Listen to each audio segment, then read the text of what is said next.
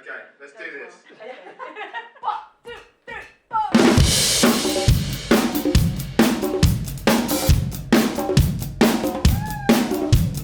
4. What inspired me to start playing the drums is my dad. He's a drummer himself, and I just remember as a kid just going to his concerts and little gigs around town. And then he had a drum kit down the basement in our house. And one day I was like, "Can you show me a groove?" And he did, and that was it. So I got my first drum kit when I was 4, and in 2019, just before COVID, I started playing percussion. We always had music playing all around our house, and I really loved the rhythm and grooves. So yeah, just haven't looked back since. I've always played music. I played the cello and guitar, but when I was 16, I actually went into a hairdresser's and saw a flyer on the wall that was advertising drum lessons. And I just decided to go for it, so it was a bit of a whim. I was in the supermarket with my dad and there was a sparkly drum kit and I was like, oh my God, I really want that. And my dad was like, you can have it if you start having lessons. I never got the sparkly drum kit until Natal gave me a sparkly drum kit, so. So I started off in the church. The church that I went to was actually quite known for music. With drums, my brother actually started playing first, and when he wasn't looking, I would go in the drum kit and play. And so it just turned into a thing that was a secret, but when I was 11, the church drummer didn't turn up. And so they were like, Hannah, do you mind? And yeah, that was a journey.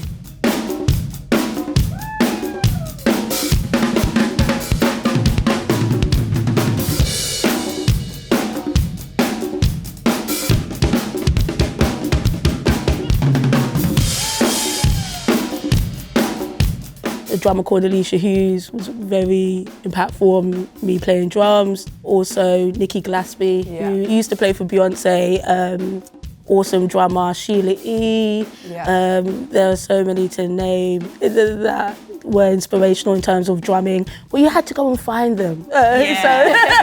You had to go and find them. I was a big fan of Mika when I was like 10.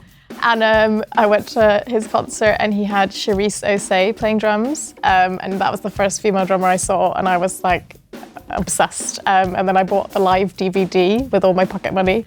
And I just used to watch that over and over and over.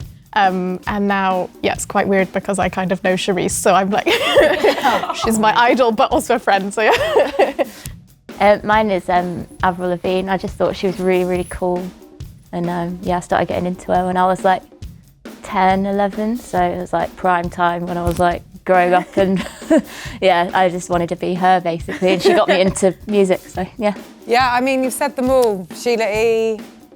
Yeah, she was like the main one for me.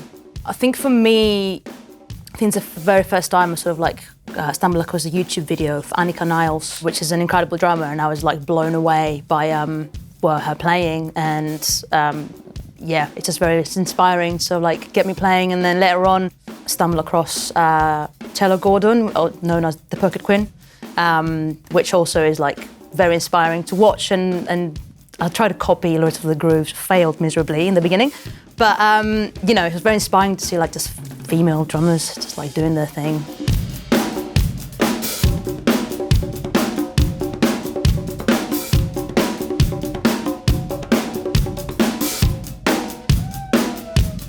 The industry is definitely changing and there's definitely more space and a safer space for all of us now.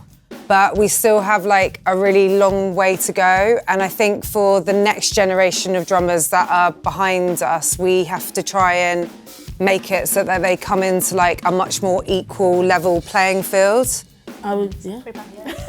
Well, very well said. Yeah. Very well said. Well said. Keep pushing. Definitely. Yo, there's room for all types of people, doesn't matter what race you're from, what, you know, sexuality, gender, it doesn't matter. As long as you can play, there's room for everybody. There's room for everyone.